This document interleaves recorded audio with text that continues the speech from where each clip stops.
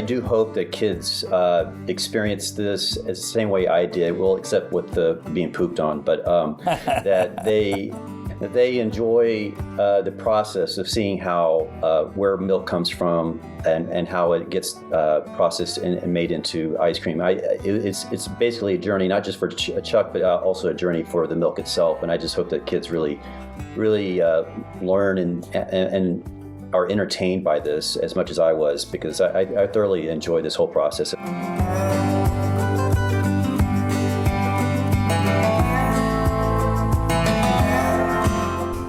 Welcome back to Farmside Chat. I welcome you back to our discussion about all kinds of topics in agriculture, and I appreciate you joining us today. I'm Zippy Duval, and I'm president of American Farm Bureau, and I will be hosting today. And today we have a fun subject to talk about, and that is about our new book release from our Feeding Minds Press from our American Farm Bureau Foundation for Agriculture. And I have two great guests with me today, the executive director of our foundation, Daniel Meloy, and also we have Ward Jenkins, who's the illustrator of the new book. The new book is titled Chuck's Ice Cream Wish. And of course, you couldn't have picked a better topic for me. I was a dairyman for 30 years, and I absolutely love those black and white cows and what they produce. I enjoy consuming it each and every day. I understand that Ward, as he prepared himself to research farms, did some traveling into Georgia, and we'll have a conversation with him about his experiences there. And also, my daughter and my granddaughter had the privilege of videoing the reading of the book, and I just listened to it again just a few minutes ago. Of course, when it's your granddaughter, it's always the best. So I thought they did a great job. The book is a tremendous book to educate children about agriculture. And before we get into some of the subject matter of the book, I'd like for Daniel tell us why did the foundation choose this book? And why did we choose to be in the book printing business to start with? Well, thank you, President Duval. There just aren't a whole lot of accurate books for kids about the dairy industry. A lot of kids, see that their milk or cheese or ice cream comes from the store, but they really have no idea how it gets from the cow to the store.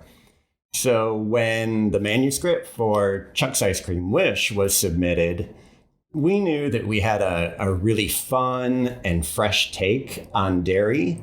And because it shows the dairy industry, modern dairy farming in an accurate way, we knew it would help kids understand the process and all of the hard work and care that go into the dairy products that they love, like ice cream.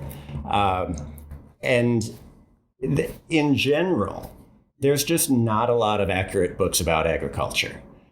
It's what the foundation is all about, ensuring that kids are learning about agriculture with accurate resources. And we know that books are a great way, an engaging way for kids to learn. And for years, we've been identifying and recommending accurate ag books. But over time, that just got harder and harder to do, harder and harder to find those accurate books. So our solution was to publish our own. And that's exactly why we created Feeding Minds Press. I remember the discussions of buying that company and all the discussions that we had about the books that were out there that our children were reading. And it reminds me of, you got to tell your own story. Because if you don't tell your story, somebody else will, and they won't tell it accurately. So it really was a great fit for our foundation to be able to do that. The downside to this conversation is that folks out there can't see this book during the podcast, and we would encourage them but they can go on to feedingmindspress.com and preview and order a copy of it for their children or grandchildren, and we hope they do that. But the next best thing to it is to bring the person that illustrated the story and let's see if he can illustrate through a podcast what this story is really all about. And this is Ward Jenkins. And Ward, I'd like for you to tell me a little bit about yourself. Tell me how you got chose for this job, and what research you did. Now, because I know you went to Georgia and traveled around Georgia with the Farm Bureau there to see agriculture. So tell us your background and tell us how you got here. Yes, thanks. I'm really excited about being here. So thank you for having me. I grew up and was raised in Georgia. I did live in Portland for a little bit, but so farming for me was something that I witnessed through traveling, like through the car window. So I only saw like basically limited access to what dairy or farming in general was about. So for me, to work on this book was something I kind of almost imagined myself as being a young kid who wanted to know where my ice cream came from. So the good thing about me with my background of being an artist is that I'm creatively curious, and I need to know where things come from or how they got to be. And so I just took that same approach as like being that. As I grew up, I was always very curious about, our family had an encyclopedia set, and that was basically my internet, of its time. So I poured through the pages of each edition, and so I took that same approach to this book. And so thankfully, yes, I went on a tour of 3 dairy farms in just outside of Atlanta, about an hour away. And through the do you remember which ones they were? Yeah, actually, I have it written down here. The great thing, what I thought was perfect that Georgia Farm Bureau set up for me was to go to 3 different ones where there are 3 different sizes. One was small, that was the Rock House Creamery, and I believe it was Newborn, Georgia. Then I went to a large one, W Dairy in Madison, Georgia. And Williams Dairy, that's about 30 minutes yes. from me. Yeah, they're very good friends of mine. Right, and then the mid-range was Green Glades in Eatonton, Georgia. Mm-hmm. Yeah. It was actually really fascinating to see how each. I'm glad I went to 3 different ones because then I could see the similarities and differences of how these farms went about their daily business. The Rock House Creamery. This is something I was very. This was new to me. Was I didn't know like on-site or on-farm processing was about, and they did their own processing there, hence being a creamery. And the other farms did mostly producing the milk, and then it would store it and then ship it. And so for me, that was just all very new. And so basically, I'm kind of approaching this book as if I'm like that kid that doesn't know anything about dairy farming. So it was really fascinating. I took tons of photos and videos of how each farm did their business. So that was really fascinating. So going into dairies and not knowing anything about them, what's the most interesting thing you saw? What surprised you? Well, it was the number one thing I noticed was how everything was so well organized. And not that I was thinking it wouldn't be. It was just to see how each farm, how much goes into the scheduling and the hard labor and the work and the feeding and the milking itself. And so so for me to experience that through 3 different farms, that was just really amazing thing to witness and watch and see. And also we learn through when we read the book about how much hard work goes into just producing ice cream that you get to experience by the end of the book. So that to me was just really neat to witness. It's just how much organization, how much technology is used as well. So I thought it was really neat. So I spent 30 years milking cows as an adult, and I grew up here on the farm milking cows with my dad and my uncle. And, dairy cows kind of like a runner, endurance runner. She works hard, and she has to eat a lot of calories, and she is an amazing athlete. Those animals are, and in that situation, farmers have to really focus on how to take care of those animals, and I hope that you experienced that. The love and care that they give those animals on the farm is just unbelievable, because it takes up a lot of time to do that. So, Daniel, let's talk about the book a little bit. Tell us a little bit about the writer and how we come across the name and the theme of it, and maybe some of the lessons that we learn in it when we listen to people read it. A lot of people are unsure about the process of book publishing, just as they're unsure about the process of dairy and making ice cream. And I think the thing that surprises a lot of people is how long it takes to publish a book. We got the manuscript for Chuck's Ice Cream Wish about a year and a half before we actually published the book. Viola Butler, the author, submitted the manuscript.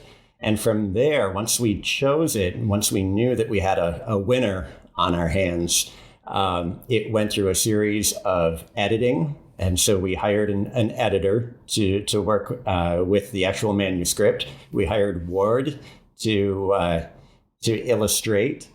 And then it's a little bit of editing also with the illustrations as well, just to make sure that we are telling the story accurately, both in words and in imagery, and then making sure everything works with the printer. And so just this past March 17th was publishing day for Chuck's Ice Cream Wish. And just like a lot of hard work and love and care goes into dairy products, a lot of hard work, love, and care went into Chuck's Ice Cream Wish. As I listened to my daughter read this book, it made me think about all the hard work we had to do before breakfast every morning. And our reward was to get through milking those cows and take care of them and get to the breakfast table where Mama would cook 24 biscuits every morning, and that's probably why I look like I look today, but it sure was a great place to grow up. So, Ward, knowing that this book teaches a lot of lessons, what's your favorite detail in this book? I would say, so spoiler alert, he gets that ice cream at the end. So my favorite part was actually showing him getting the ice cream, but also in the background we could get to see the ice cream being put together into the ice cream bins and the tanks. And that was actually something that wasn't in the manuscript, but we felt that it was kind of an important coda to the rest of the book. And I remember working with Emma, our editor, about that to make sure that this was told properly. And again, making sure that all the details, all the accuracy was implemented through all the details that I was drawing. And so I think just having having Chuck finally get his ice cream and be excited about it, and also the fact that he has to go back and work some more. I thought that was a nice little touch there. But yeah. I'm hoping that also that farmers who buy this book for themselves, for their family, that they read it, that they'll know exactly what I drew there. That that particular measurement or something that was little details in the background that they know that oh, I see. Yeah, we had to definitely scoop up the manure, and clean. Which was actually another funny story. Was I actually got pooped on when I was on one of the tours. So, in fact, the farmer turned to me and says, "Well, you're now officially a farmer." So I was like, "Well, somehow I got to get that in there." Well, I tell you, my wife, I just lost her in January, but 41 years ago, when we were just beginning to date, I was out milking, and she was a student at the University of Georgia, and she came after we'd had one date. She came by to visit me one afternoon on her way home, and I was in there milking, and she shows up with her long denim dress on and her pink Izod shirt, and she stood down in the barn with me for about an hour while I milked. And I kept thinking to myself, that pink shirt's not going to be pink when we get through. No. And it didn't run her off though. She stayed, and boy, when it was over with, my daddy come out and says, "Who was your visitor?" And I says, "Well, it was a young lady I took out the other night." And I says, "She stayed in here an hour and got it all over her pink shirt, and then she didn't leave and didn't feel bad about it." I said, "She might be a keeper." And, yeah, I was going to say. She was a keeper. Yeah. She was a keeper. We stayed together 40 years. So I can relate to your story there. Yeah. So, Yeah. in this book, when I listened to my daughter read it to my granddaughter, not only did it make a connection between cows and milk and ice cream, that we all love. I don't know if anybody doesn't love ice cream. It also talked about all the hard work that you referenced, Ward, that goes into actually producing or harvesting that milk. Talked about the quality, how they test it to make sure the milk's good. The milk is one of the most regulated commodities that's on the market out there today, so it's always safe for us. And then it added a little science in there because it talked about the health of the cow, its diet. Then it talked a little bit about nature because the cow has to have a calf first to start producing milk. But I think that one of the biggest things is in hard work, there's always a reward. And the ice cream was the reward. And I think you reflected on that. And I just think the learning, the responsibility, and the long process and all the hard work it took to take that little bit of milk and make that little bit of ice cream to satisfy that young boy was pretty satisfying. So my question to you, Daniel, is why did the little boy's name get chosen as Chuck? Well, that's a very good question. Chuck Fry is a dairy farmer in Maryland, was on the foundation board of directors, and he's a great man and makes delicious ice cream. And at the end of the book, the very back of the book, we have a link to a video where you can meet Chuck and meet his farm. And so it's just kind of that cherry on the top of the sundae that makes the book extra fantastic. That's pretty awesome. And Ward, have you got to meet Chuck in person? No, not yet, but I'm hoping we got to make that happen. We have to make that happen because he doesn't describe himself as a dairy farmer. He describes himself as an ice cream farmer. And that's true. Yeah, I had someone tell me the other day they went there on a Saturday just recently, and the line was wrapped around his building trying to get in to buy his ice cream. But Chuck is a great guy, and I'm proud the book was named after Chuck. He really illustrates the values that come along with taking care of milking cows and producing a quality product. So I think he well deserves to be named Chuck. So when you think about our foundation and you think about the pandemic that we're going through, and all our families are at home and out of school and looking for things to do, Daniel, tell us what other resources do the foundation have that parents might take advantage of to help their children understand a little bit more about what agriculture is? Yeah, well, there's always that tug of war between parents who want their kids to learn and the kids who just want to have fun and play. So when I think about that, I think something like our My American Farm games. We've got the myamericanfarm.org website, and on it are 26 games, plus a bunch of activities. And these are learning games. So the kids are happy because they're playing a game and having fun. And the parents are happy because their kids are learning about agriculture, but they're also learning math, or they're learning science.